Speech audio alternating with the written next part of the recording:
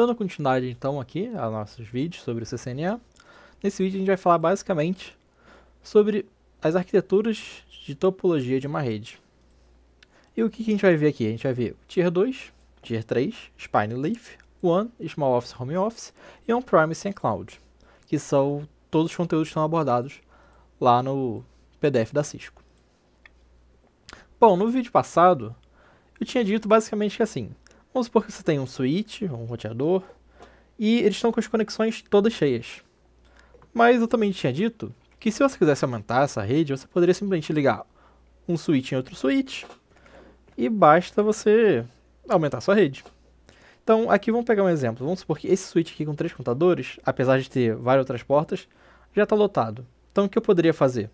Eu poderia pegar um switch, ou seja, vir aqui, ligar um switch aqui, simplesmente faço essa conexão, e agora eu posso ligar outras coisas nesse outro switch. Ou seja, eu posso pegar esses dois computadores aqui e fazer uma conexão aqui. Aumentei minha rede? Aumentei minha rede. Agora vamos supor que esse switch aqui já está sobrecarregado, eu preciso colocar mais coisas na minha rede, o que eu posso fazer? Bom, posso simplesmente ligar outro switch com outras coisas. E eu posso fazer isso até acabar minha verba. Porém, isso aqui talvez não me pareça uma boa ideia. Vamos entender um pouquinho por quê. Bom, vamos pensar que esse roteador que eu acabei de colocar é o que faz a conexão com a internet final. Ou seja, para eu conectar com a internet, sair da minha rede local, eu tenho que passar por esse roteador. Só que vamos supor que o PC11 aqui, que eu estou mexendo, ele quer acessar a internet. Qual vai ser o caminho dele? Ele vai passar por esse switch, depois vai passar por esse switch, aí vai passar pelo roteador e por fim vai passar pela internet. E isso vai ser o caminho para todos os computadores, ou seja, esse último aqui ele vai ter que percorrer todos os switches até chegar na parte final da internet. Mas agora vamos pensar o seguinte caso, vamos supor que por algum motivo esse cabo aqui deu problema, um rato roeu, faltou luz, voltou, esse cabo queimou, alguém se foi lá e cortou com a tesoura porque queria, sei lá. Olha o problema que aqui dá. Esse computador aqui já não conecta mais na internet e nem essa parte inteira da rede. Porque o que estava sustentando a rede era justamente esse cabinho aqui só. Então, olha o problema que dá se a gente tirar apenas um cabo. Metade da rede que a gente tinha já foi pro espaço, a gente já não tem mais essa parte. E olha só que trágico que seria, por exemplo, se a gente corta essa parte da rede. Toda outra parte que não está conectada direto no roteador já não conecta mais. Então talvez não seja uma ideia tão inteligente conectar dessa maneira, e é para isso que servem as topologias. Então, começando pela primeira topologia que a gente pode ver, que é o de Tier 2. E como que ela é feita? Ela vai ter basicamente 2 layers, que eu vou mostrar aqui no Packet Tracer. Ela vai ter um layer de acesso. Esse layer é basicamente os componentes endpoint que vão estar conectados em um switch. E um distribution layer, ou pode ser chamado também de aggregation layer, ou de agregação. E aqui no vídeo eu vou mostrar para vocês depois como que seria mais ou menos esses switches, que geralmente são utilizados switch de layer 3 para fazer a distribuição, porque geralmente são mais parrudos, e você realmente vai precisar disso. Então vamos pensar naquela abordagem que a gente tinha. A gente tinha um switch, a gente tinha alguns computadores aqui. Vamos ligar 2 computadores apenas para deixar mais rápido o vídeo. Agora vamos lá. A gente não quer que a rede, se eu desconectar um cabo, caia metade da rede. Então qual seria uma boa ideia para fazer isso? Bom, vamos supor que a gente tem vários switches. E agora, para amenizar isso, a gente pode pegar um switch layer 3. Aqui eu vou pegar um switch normal só por pegar. E eu simplesmente conecto todos os outros switches no switch layer 3. Deu para entender por que eu falei que isso aqui teria que ser mais parrudo, mais potente, esse layer 3 aqui? Justamente porque olha a quantidade de informação que ele está recebendo agora. Ele está recebendo a informação de todo mundo daqui. Ou seja, se esse computador quiser comunicar com o lado de fora, ele vai ter que passar por aqui, por esse switch pode ser mais fraquinho. Depois por esse switch, todos esses 8 computadores que estão aqui vão passar por esse switch aqui. Então, ele precisa ter uma fluência de dados muito mais rápida do que desse daqui, porque isso aqui vai estar bem mais sobrecarregado. Eu falei muito aqui nessas frases, mas é o que deu para hoje. Bom, colocando aqui só para representação, um roteador, que significa que seria a última entrada antes de ir para LAN, sair da LAN e ir para a WAN, ou seja, ir para a internet. Só que ainda dá para melhorar um pouquinho mais esse switch. Essa topologia. Como que a gente poderia melhorar isso? Bom, vamos supor que esse switch aqui deu ruim.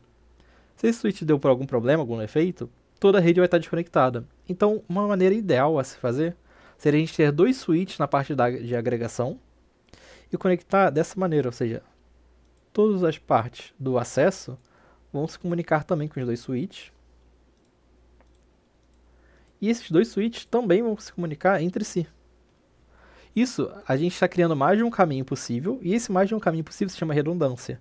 Toda rede assim que é considerada boa, ou seja, para evitar qualquer tipo de conflito, tem que ter uma redundância, ou seja, mais de um caminho possível para ser percorrido na rede. Só que há um problema nisso também, que é o custo. Fazer isso daqui não necessariamente é barato, justamente pela potência que um switch tem que ter, e essa potência não é um custo tão benéfico assim, tão tranquilo de se ter. Aqui faltou uma ligação também, agora está tudo certinho. Esse aqui seria o nosso Layer 2. Agora eu vou mostrar no vídeo mais ou menos o que seria esse Layer 2. Eu utilizo assim, a maioria dos meus vídeos, eu estou utilizando de referência o Network Chuck. Ele realmente é um canal muito bom, se vocês quiserem seguir por lá, eu recomendo bem os vídeos dele. Ele explica assim, de uma forma muito didática. Porém, tem alguns vídeos que, assim, ele mostra muita coisa interessante, mas às vezes ele foge um pouco do foco do CCNA, mostrando umas coisas que talvez estejam mais pra frente do que eu vou falar, e não o foco desse vídeo aqui. Aqui o que eu quero mostrar é o que seria esses outros switches Layer 3 que estão aqui.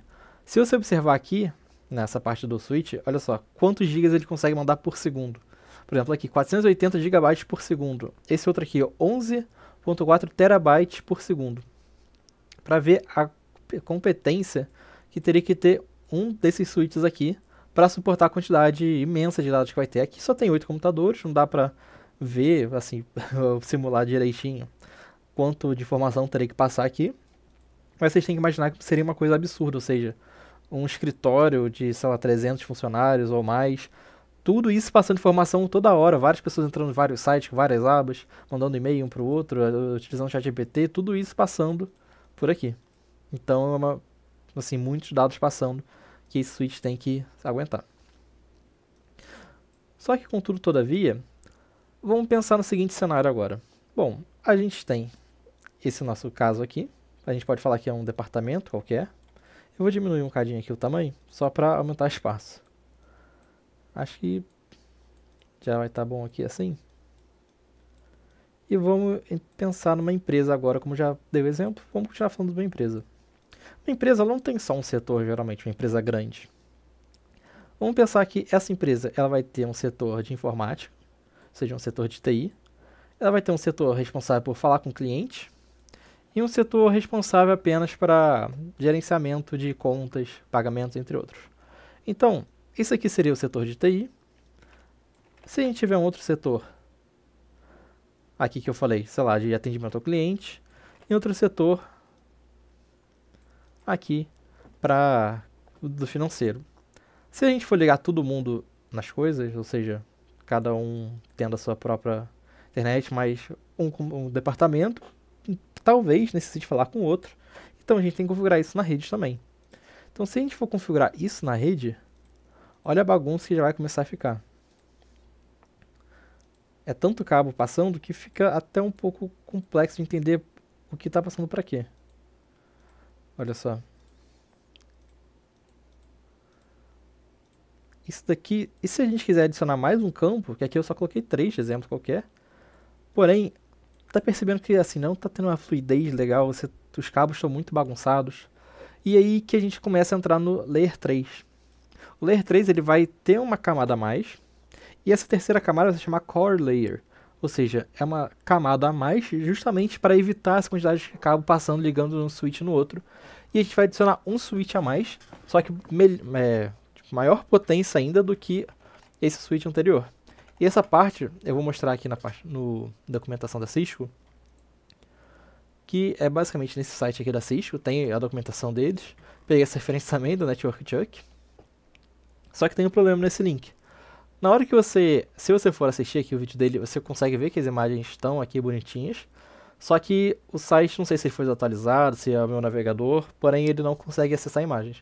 Porém, se você vier aqui em download e for baixar o PDF, você consegue ver justamente a imagem certinha. E o que eu estava falando antes é que aqui seria uma topologia sem o core layer, ou seja, aqui não tem core, que fica tudo meio bagunçado. Se você olhar aqui, adicionando um core layer, ou seja, mais um switch para fazer essa ligação entre os outros, a rede fica mais limpa e mais organizada no sentido de poder observar o que está acontecendo de fato. Ou seja, todos esses outros switches aqui, como a gente estava falando do exemplo de outros departamentos, eles vão se ligar com um switch que é do core layer, e esse core layer sim que vai se conectar com a internet, vai se conectar com a WAN. Então fica organizado de uma maneira mais geral a rede. E se a gente ver aqui no vídeo dele novamente aqui, eu entrei nesse site para procurar esse switch, mas teve o mesmo problema, não tinha as imagens. Então por isso que eu estou utilizando o vídeo dele como exemplo. E se você ver aqui a potência desse Cisco Catalyst 9600, ele faz 25.6 terabytes por segundo de transferência de dados. Ou seja, é uma coisa absurda, é muito dado por segundo que é para ser enviado. Então, dependendo do nível da sua empresa, talvez realmente seja muito necessário e muito importante. E como eu disse, fazer isso numa rede não é barato. O preço disso deve ser algo entre milhares de dólares. Bom, a gente entendeu mais ou menos como funciona o Tier 3. Só que, contudo, todavia, a gente evoluiu. Não é de se esperar algo diferente. E a gente começou a ter um problema, porque o que é um sistema distribuído? É um sistema que não está só em um lugar.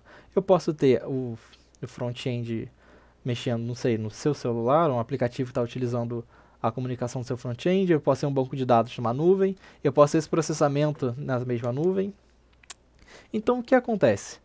O nosso Tier 3, como eu mostrei aqui, por exemplo, eu vou deletar isso aqui. Só vou colocar mais um core layer aqui para dar o exemplo. Só que finge que isso aqui é um Tier 3 com mais um switch aqui para representar o core layer. O que ele faz? O que ele está priorizando? O que a gente está buscando? A gente está basicamente buscando a melhora da qualidade norte-sul. Ou seja, o que eu quero dizer com esse norte-sul? Eu quero dizer que a aplicação ela está saindo, por exemplo, desse computador aqui e indo da maneira mais rápida possível para esse roteador para se conectar com a internet. E vamos supor que tem um cliente que está falando com um servidor que está conectado aqui na sua rede. Ou seja, a gente tem um servidor aqui qualquer e o cliente quer fazer uma conexão com o servidor. O que está sendo priorizado aqui é chegar nesse servidor o mais rápido possível. Porém, com o avanço da tecnologia e tudo mais, esse sistema aqui não está sendo mais tão utilizado como antes.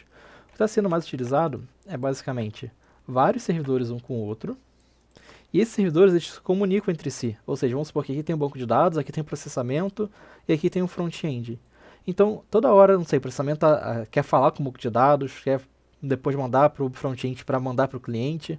Então, mas como que a gente resolve isso? Porque agora a gente não está fazendo essa conexão saindo daqui para cá direto. A gente está fazendo uma conexão da esquerda para a direita, ou seja, leste-oeste. Então, como que a gente vai melhorar a nossa topologia da nossa rede para fazer uma conexão melhor entre esquerda e direita e não para cima e para baixo?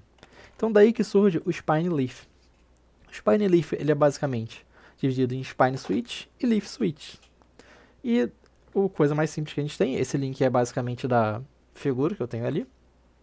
Eu tenho nosso end device, que eu coloquei aqui como exemplo, que é o servidor. E o que acontece? O servidor está ligado no switch, e esse switch ele está conectado em todos os Spine Switch. Esse Spine Switch, como eu falei, é Layer 3. Aqui eles fazem conexão de Layer 3, ou seja, conexão de IP. Apesar de ter falado que o switch ele só vê um MAC, aqui são as conexões de Layer 3, porque eu já vou explicar um pouquinho mais para frente.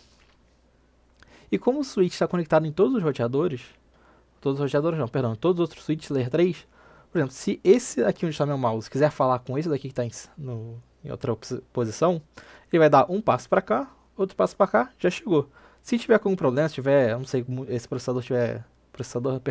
switch estiver sendo muito utilizado, ele pode pegar qualquer outro caminho e já chegar aqui no outro server. E isso é verdade para qualquer outro servidor, qualquer outra conexão. Ou seja, o máximo de pulo que a gente está tendo é 2, ou seja, a gente pega aqui, dá um pulo, 2 pulos, já está aqui no outro servidor, acabou. É isso que é priorizado no Spine Leaf. E por que a gente tem que ter uma conexão de Layer 3 aqui? A gente está falando sobre IP.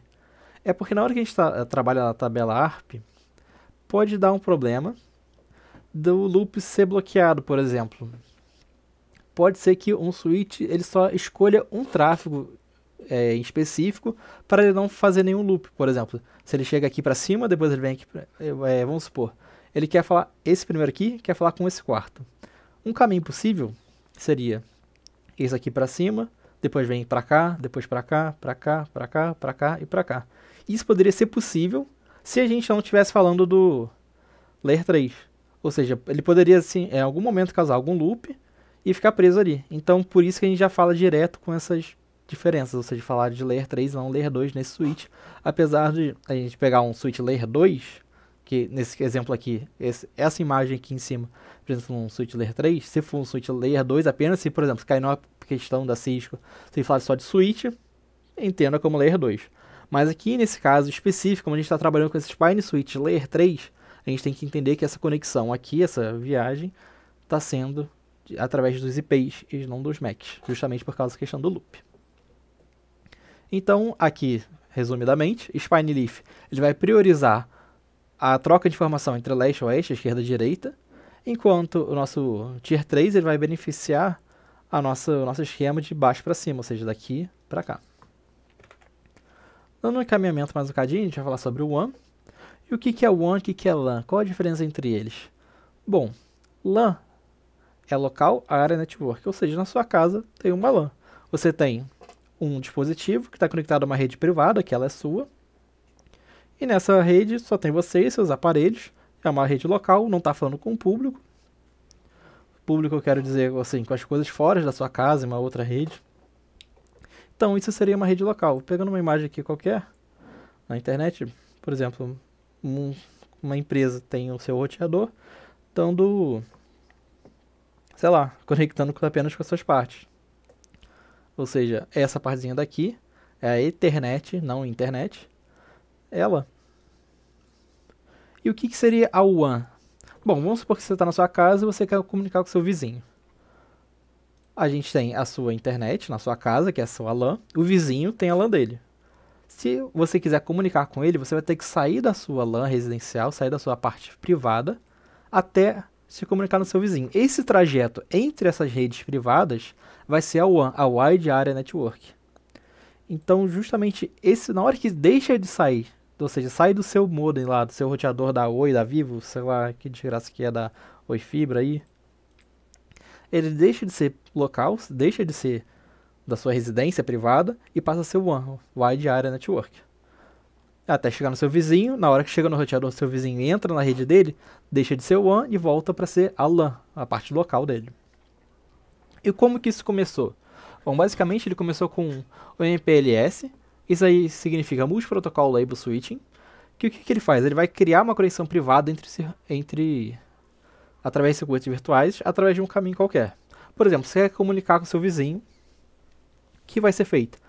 Vai ser criado através dos cabos um circuito virtual e vai ter uma conexão privada. Essa conexão privada eu vou explicar mais para frente como que ela vai ser feita, mas vai ter uma comunicação através de protocolos, vai ter um cabeçalho, tudo mais no pacote, que vai sair da sua casa e ir até o seu vizinho. Apesar dessa parte ser privada, ela não necessariamente é encriptada. Por isso que existem vários serviços de VPN para justamente encriptar. E como que funciona essa parte desse MPLS também? Bom, é como se tivesse vários outros outros roteadores durante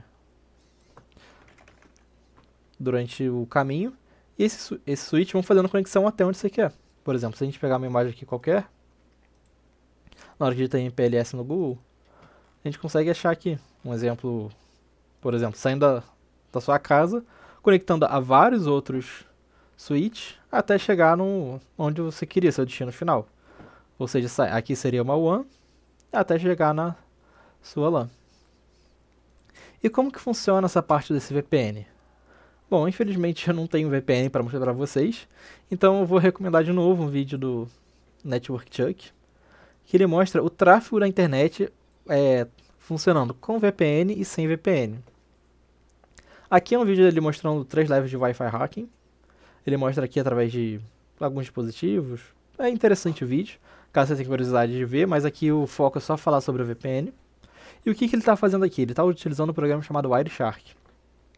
Se você estiver trabalhando com redes ou estiver estudando para CCNA, uma hora ou outra você vai se trombar com esse programa, que o que ele faz de maneira simples é o seguinte: ele vai verificar os pacotes de internet que estão passando de um lado para o outro. Ou seja, aqui ele quer acessar alguma coisa, ou seja, aqui nesse caso ele está fazendo um ataque de man in the middle, que é basicamente ele está conectado numa rede e ele está observando que a outra pessoa está tentando acessar na internet e tudo mais. E aqui ele mostra tudo, por exemplo, o IP destino, ou seja, qual o MAC, qual o IP daquele computador e para onde ele quer acessar, o tipo de protocolo, se é UTP, TCP, ARP, CMP e outras coisas, ou seja, aqui está vendo o SYNAC, que já, pelo visto já fez a conexão de 3 vias. Isso que eu estou falando provavelmente eu vou explicar mais para frente. E se uma pessoa tiver competência, ou seja, conhecimento profundo sobre redes, ela vai conseguir identificar o que a pessoa está fazendo e até roubar esses dados e, não sei, utilizar para o mal ou vender os dados, ou o que ela bem entender. Só que na hora que você utiliza uma VPN, olha a diferença que faz. Aqui você consegue observar tudo. Deixa eu voltar um bocadinho. Olha só, aqui está fazendo conexão ARP e tudo mais. Aqui você vê todos os protocolos certinhos. Você consegue ver que tem uma diferença de onde está acessando o quê. E aqui na hora que ele liga o VPN, fica tudo para o mesmo IP, mesmo destino, e você não tem mais informação nenhuma. Fica tudo para o WireGuard, que é o VPN que ele estava utilizando. E isso aqui é uma coisa bem interessante, porque assim, mostra de fato como está encriptando os dados. Bom, o VPN eu falei. E agora vamos falar um pouco sobre Metro Ethernet, que tem na WAN também. O que seria a Metro Ethernet? Bom, vamos supor que tem uma empresa grande e tem várias filiais dessa empresa na mesma cidade. Então, como que a gente garante uma maior segurança na rede? A gente vai pegar um cabo de uma filial, ligar na sua matriz e tá pronto. Só que é um cabo que você vai passar pela cidade inteira, talvez, e o preço disso talvez não seja tão acessível. Mas vamos pensar um bocadinho, por que você faria isso? Por que você não conectaria direto à internet o tráfego de uma filial? Bom, vamos pensar numa questão de segurança. Como você consegue garantir que as filiais não estão vazando nenhuma informação, não sei, para o ChatGPT ou para o DeepSeek que tem agora, o Grok, sei lá, alguma coisa de compliance da empresa? Como você garante que esse tráfego está seguro? Então, o ideal, que assim, falando da Metro Ethernet, seria a gente passar primeiro para a matriz analisa esse tráfego, e depois de analisar esse tráfego, aí sim ele passa direto para a internet. Então é uma conexão assim que custa um cadinho mais. As ligações, eu vou falar no próximo vídeo sobre a questão dos cabos. Tem que ser utilizado fibra, porque é muito mais rápida essa conexão através do Metro Ethernet, senão ia ficar uma coisa muito lenta e eu acho que é uma coisa que o usuário não quer. Por exemplo, um usuário de uma filial quer comunicar com a internet, vai esperar 2 anos se fosse um cabo de cobre, até ir e voltar. Isso causaria muito estresse, mas com fibra isso resolve de uma maneira mais tranquila. Então, de maneira geral, é isso que a gente consegue pensar na Metro Ethernet como segurança também. Falando agora um pouquinho sobre Small Office e Home Office, o que seria isso? Bom, seria basicamente o que tem na sua casa. Você trabalha home office, você tem seu computador ligado na sua rede, legal. Você pode ter, não sei, um cafezinho na sua casa, que você vende, ou seja, uma empresa pequenininha, você decidiu abrir, sei lá, um comércio na sua garagem, e legal, isso seria um Small Office, Home Office, uma redezinha pequenininha, que só você tem poucos aparelhos conectados. Só que, novamente, recomendando o vídeo dele, esse vídeo ele mostra sobre segurança assim, várias coisas que você pode realizar para verificar se a sua rede é segura, porque não é porque você está trabalhando de casa que a sua rede necessariamente é segura. Porque pode ter algumas portas abertas, seu roteador, e com porta aberta há chance de alguém conseguir invadir sua rede, descobrindo seu IP público, fazendo outras coisas. Há vários tipos de ataque para ser feito, se o seu firewall não estiver atualizado. E outras coisas interessantes também sobre IoTs, que é o seguinte. Bom, vamos pensar na sua Alexa. A sua Alexa, ela conecta à internet. A Alexa, se ela conecta à sua internet, ela está na sua rede, ela pode verificar o que está passando no tráfego da sua rede. Então, se você tem uma rede na sua internet que não é segmentada, não é dividida com outros aparelhos IoT, talvez pode ser alguma coisa que esteja roubando seus dados e você nem sabe.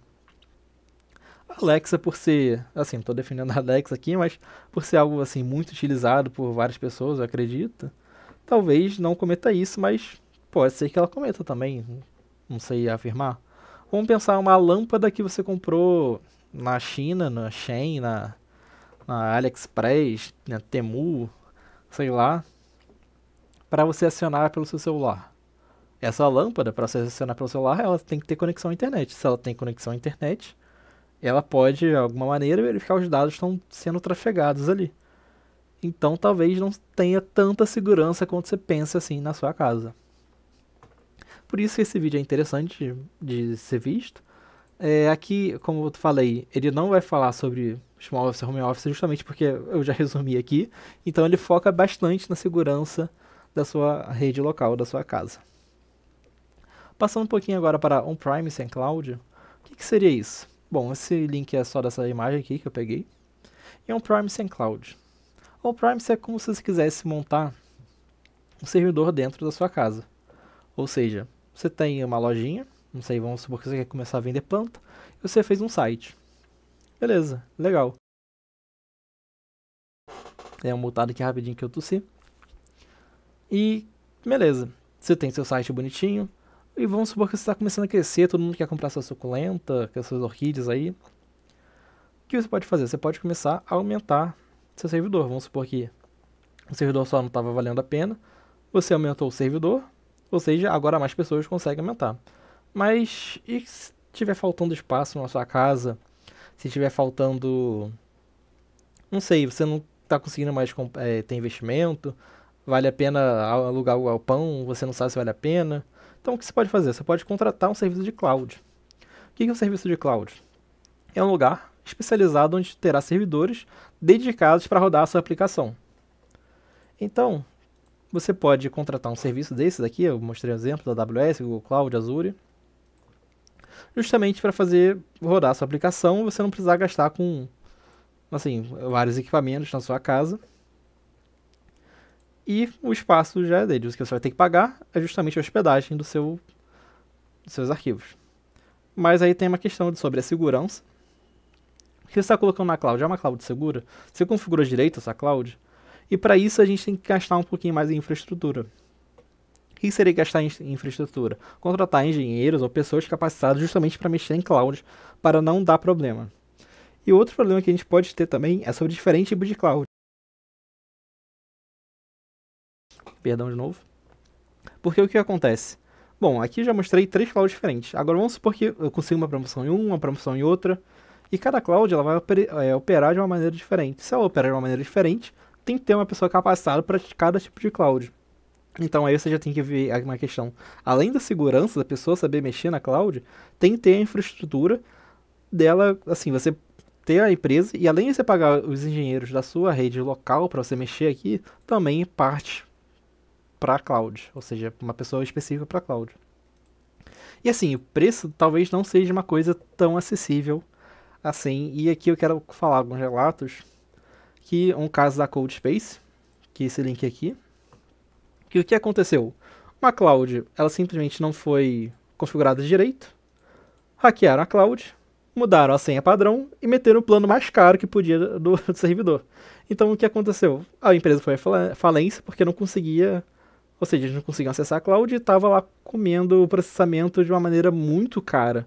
Essas partes aqui realmente são muito caros. Uma coisa que eu procurei e não achei foi o seguinte: se você procurar, tem bastante parte de certificados dessa coisa, do AWS. E se você colocar seu cartão de crédito, acho que você tem 30 dias de graça.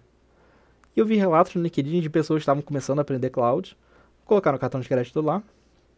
O que aconteceu? Esqueceram o servidor ligado. Esqueceram o servidor ligado, começou a comer o plano deles, e depois de um tempinho estava com dívida de 5 mil, 3 mil no cartão, porque ele esqueceu a cloud ligada lá. Então teve bastante relato que eu vi, assim, foi uma compilação, um push, que eu vi, infelizmente eu não achei para mostrar aqui, que eram pessoas falando que só abandonou o banco e nunca mais vai usar porque fez uma dívida gigantesca só por causa que esqueceu o computador da cloud rodando por um tempinho. Bom, aqui a gente termina falando sobre tudo que tinha da Cisco. Qualquer dúvida que vocês ficarem, pode colocar nos comentários que eu tento responder. E é isso aí, até o próximo vídeo.